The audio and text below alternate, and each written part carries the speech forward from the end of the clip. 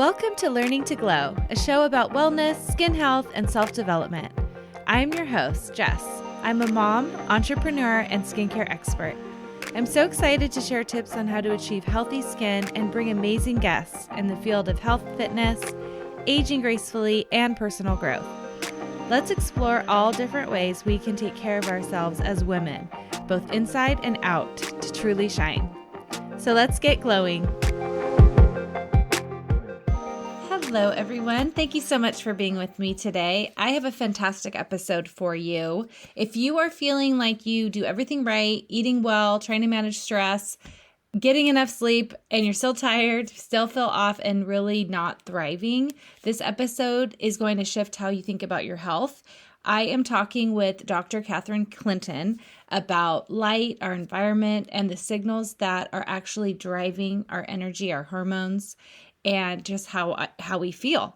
She is the author of the new book, Optimize, and she's a naturopathic physician of quantum biology. She's an educator as well, which makes sense when you hear this episode because everything that she shares, she's able to break it down in a way that it's so easy to digest and understand because it sounds like a big concept concept of quantum biology, but the way she describes it and explains it makes perfect sense. And I love how she shares.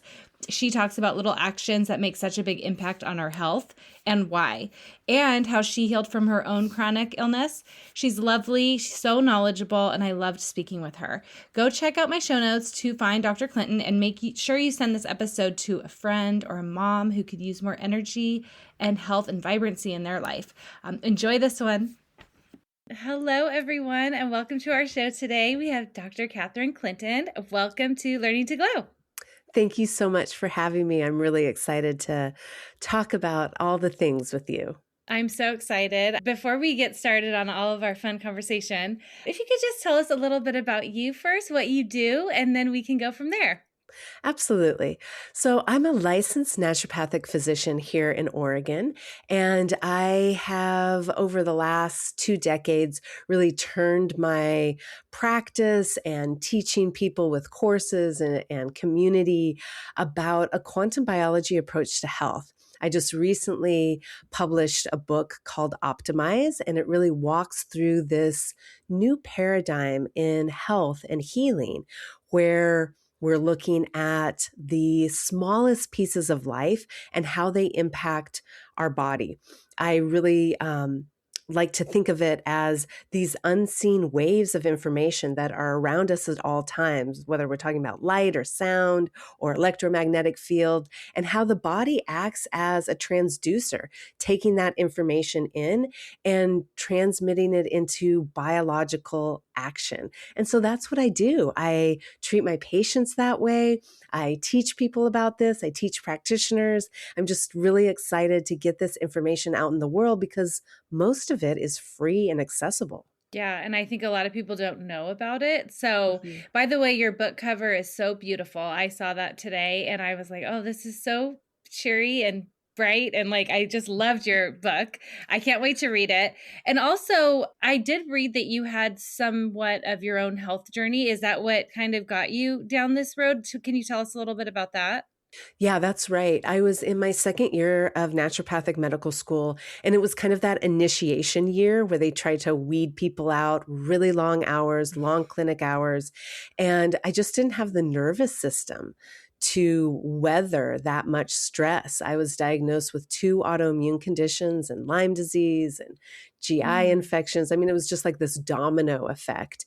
And I was in the perfect place to have all the tools around me. I was in naturopathic medical school. It was a dual degree with Chinese medicine. I was right down the hill from an allopathic and MD teaching hospital as well. So I had all these tools, which allowed me to go from being debilitated, where I couldn't go to class, I couldn't do clinic shifts, to being able to participate again, to function in society again.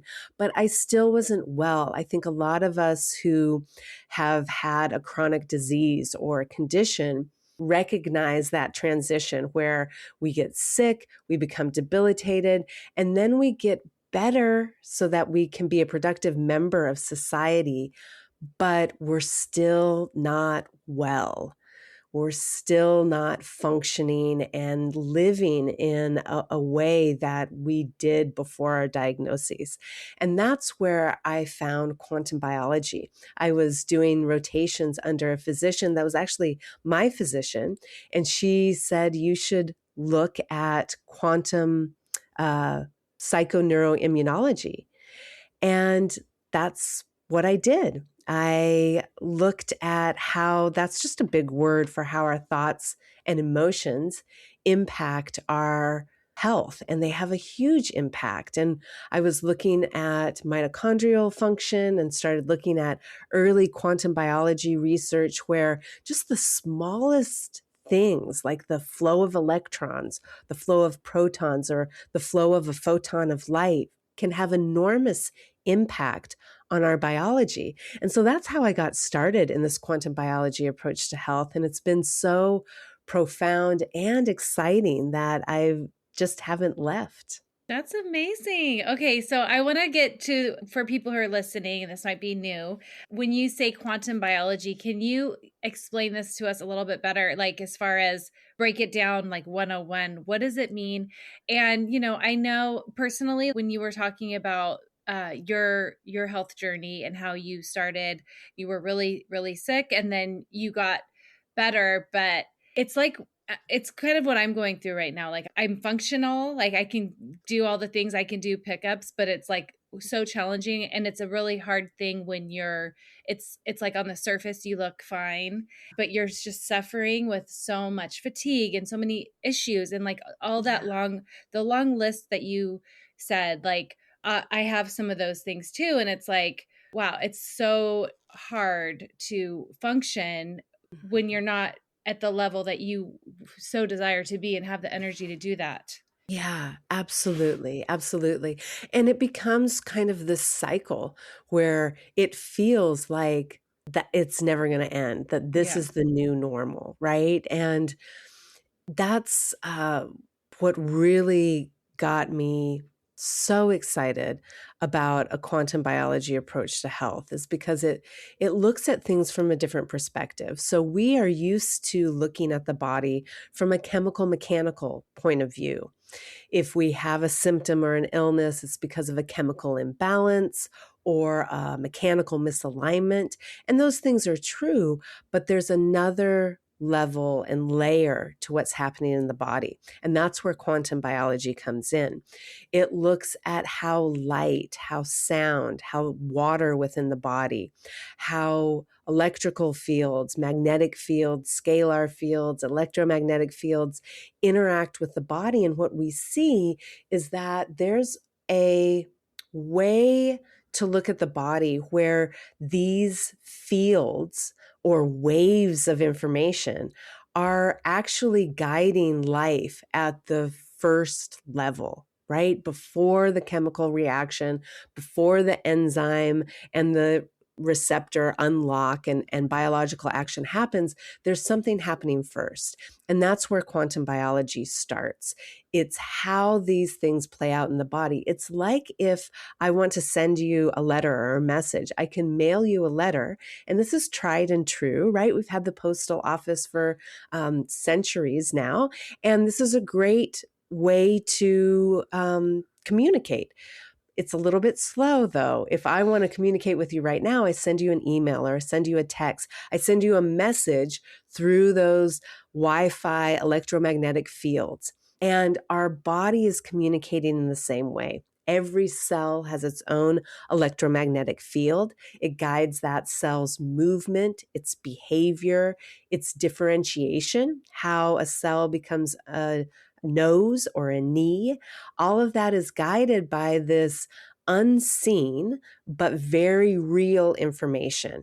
And this is something that has been emerging in the research for the last few decades. And it's just radically changing how we approach the body and how we approach health and healing. It's much faster, it's much more efficient. It doesn't negate that chemical mechanical model, but it adds another layer of understanding to it.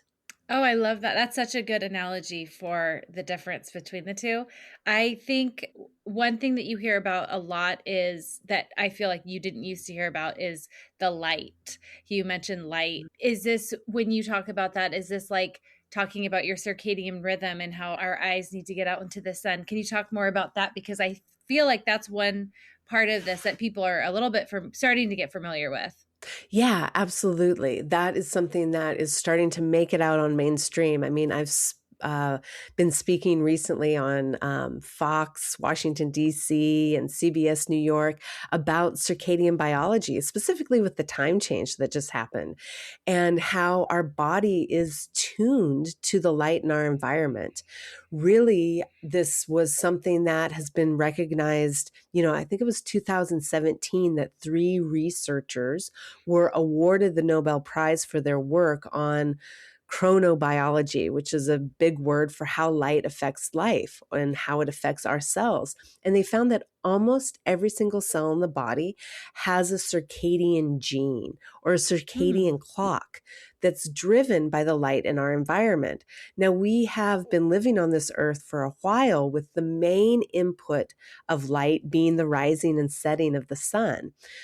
And that circadian rhythm dictates our hormonal state, our immune system balance, our metabolism, our neurotransmitters. I mean, so much is guided by the light in our environment. And modern society has really walked us into this environment, living space, workplaces, where we go to recreate and to shop and to do all of our stuff. It's indoors and it's artificially lit.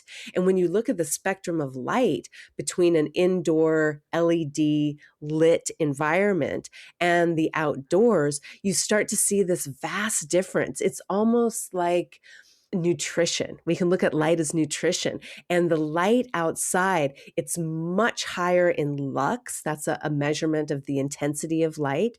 And it's a much bigger spectrum. It has ultraviolet light. It has all of the visible light, the blue, green, yellow, orange, red, and it has infrared light, which is particularly important for our cellular energy and our mitochondria.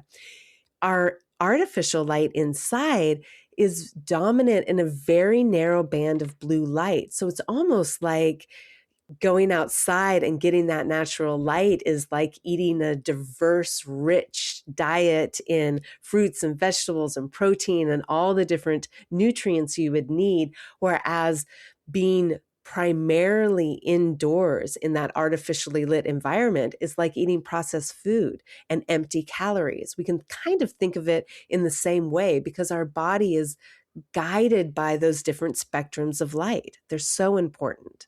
Oh, that's so interesting. I've never heard it said like that. So, I mean, I know there's the obvious like get out in the sun in the morning and maybe in the evening. Do you have any other tips for this? Because this sounds really important. I think there's so many people that are we're on our phones so much too. I mean, I even heard that our I think I've talked about this on the podcast, but our kids' vision is getting worse this generation because they're indoors on screens more than ever and they're not outside looking long distance and getting sun in their eyes. I always like to say, what can we do? Like what point us in the right directions? Like when you say being inside and like only, having mostly that artificial light is like processed food, that's such a good way of looking at it and knowing that that's not ideal. That's right. That's right. If we think about the rising and setting of the sun as a primary input to our biology, we really want to match that. So before we get on the phone, so many of us have that phone right by the nightstand. As soon as we wake up, we start looking, scrolling, checking email. If we can put that off for just a little bit, if we can get out of bed and get natural light in our eyes, that doesn't mean looking at the sun, right? It just means going outside, opening a door, opening a window, getting that light in. It can't pass through the glass panes, so we have to open up to that outdoor light. But even driving to work and cracking the window of the car as we drive to work, that lets that natural light in. And what that does is it helps convert our sex hormones, our cortisol. It helps convert our neurotransmitters like serotonin and dopamine so that we feel focused and motivated and content.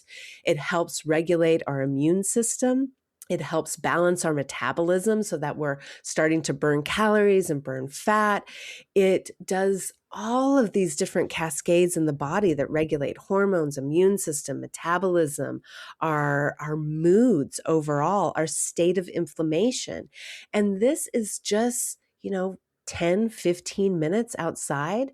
Maybe that's opening a door and sitting by it while we eat our breakfast or have our morning tea or coffee. It doesn't have to be extreme. It's just getting that light in our environment, in our eyes, has a huge impact, especially in that morning window. And then taking light breaks throughout the day. And again, this can look like taking 10 minutes outside, going for a walk, taking a call outside, eating lunch outside. Even if these are small, they have a huge impact on our overall health and longevity, really. And then the same is true as the sun starts to set. So many of us, as the sun sets, we're inside. We have these bright LED lights that tell our body that it's noon and it needs to keep doing all those things that it would do at noontime, which is great if it is noon. Right. But if it is evening and the sun has set, our body is doing all these things in darkness. Just like the light is so important, darkness is as well. As that sun sets, it tells our body that it should start secreting melatonin from the pineal gland. It should stop secreting cortisol. It should start doing all those things that we talked about in the morning. That preparation happens in darkness. So if we don't have that darkness, we can't do all those things we just talked about that happen in the morning light. So it's so important for our metabolism, our immune system, our mood to lower the lights. And that can look like using incandescent bulbs. We use a lot of salt lamps at my house. It's just a beautiful glow. I live in the Pacific Northwest, so in the wintertime, it gets dark here sometimes at 4:30, and we're certainly not just bumping into each other in the dark. We transition to lights that are lower in the horizon, that are not as bright. We have incandescent bulbs in the kitchen, in the dining room, and a lot of salt lamps throughout the house and bedrooms and bathrooms. And that allows our body to start secreting that melatonin. We think of melatonin as a sleep hormone, which it is. It helps us get a deep restorative sleep, but it's also involved in over 250 different reactions in the body. It's so important to our overall health.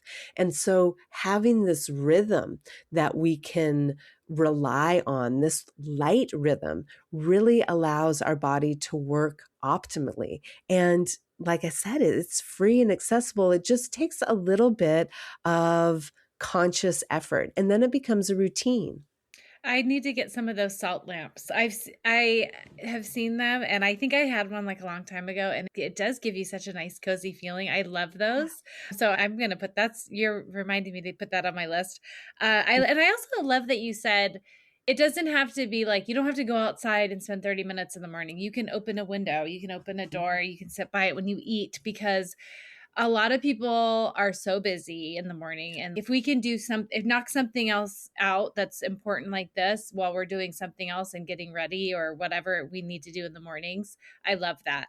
So one thing I love to do, especially because I sit on the computer a lot, after I'm done recording a podcast, I go outside and I take my shoes off and I walk on my grass because I have a backyard.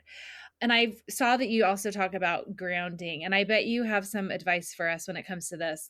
How long do I need to be out there before I'm getting some benefits? Because sometimes I'm like, This was only a minute. Maybe I should be out here longer. Talk to us about grounding and why it's so important. It is so important. And that's such a common question with all of it, with light, with grounding. How long do I How need? long? Yeah. Yeah. And with grounding, the thing to realize is as soon as we make contact with the earth, whether it's bare feet on the ground, whether it's a hand on the tree, whether we're wearing grounding shoes or,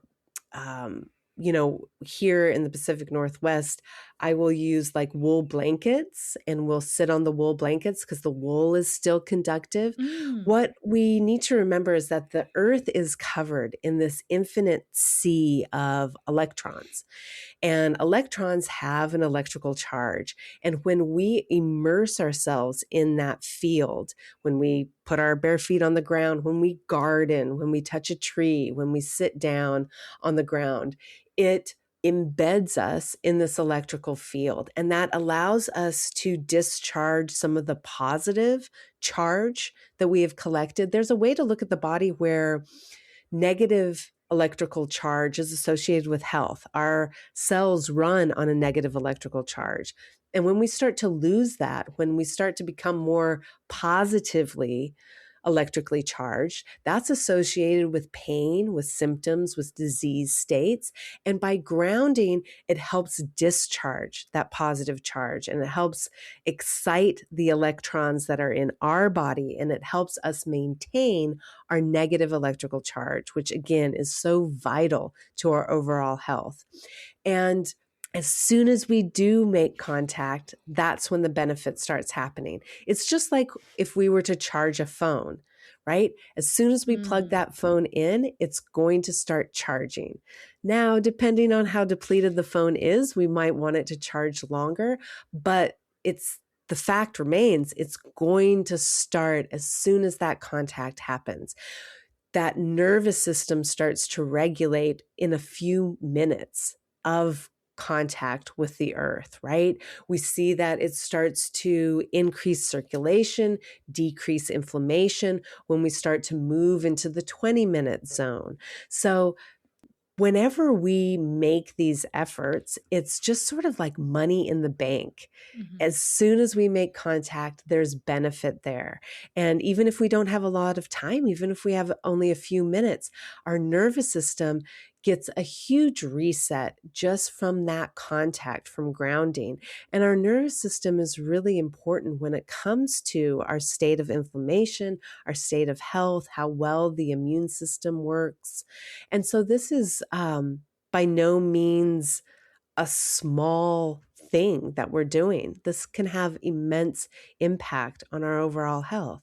I love that. I love the charger analogy because that helps me like think, okay, like how depleted am I really? I need to be out there longer. I know that than I've been doing. But it's like multiple times a day, I just like feel called to just touch my feet on the grass because I just feel like I can feel better just after doing it for a little bit. So I know that there's something there. I mean, I think that's what a lot of this is like when we do take some of these actions, I feel like you can feel it. It's even if we didn't have the words or the information behind it, like you can feel that things are improving.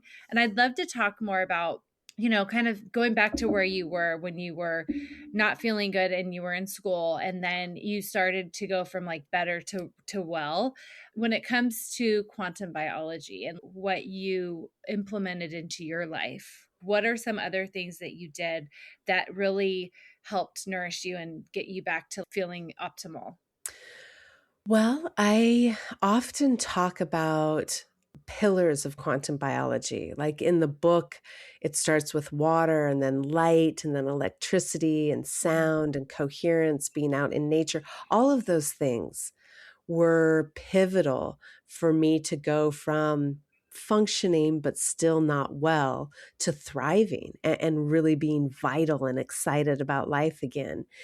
But I think that it's important for me to remember and probably for people to understand that all of these things, when a patient comes to see me and they get some of this as a prescription, they leave with this list and it's like, okay, I've got to work on my circadian rhythm. I've got to do this. I've got to go outside. And it's kind of like a chore list, right?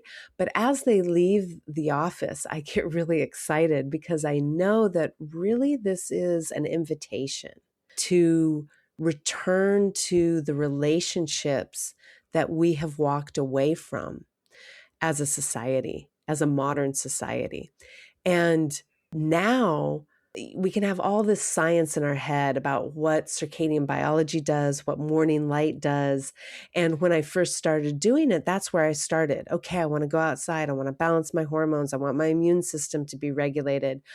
But it became this relationship with the sun where now when I see the sun rising and setting, I have a deep sense of safety, of belonging. The sun doesn't care what happened yesterday. It rises and it greets me every morning. The ground beneath my feet is always there to hold me. And I think so many of us right now are suffering from a lack of safety, a lack of a sense of belonging. And to find those things in a relationship with the world around us is such a beautiful and powerful tonic to this epidemic of disconnection that we are experiencing. And so I think that we could talk about using sound, using heart coherence, all these things that I did.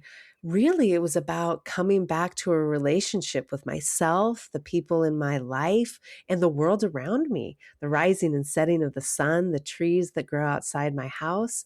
All of it were so important. But if I had to pick one thing that I did, I think it would be the practice of heart coherence.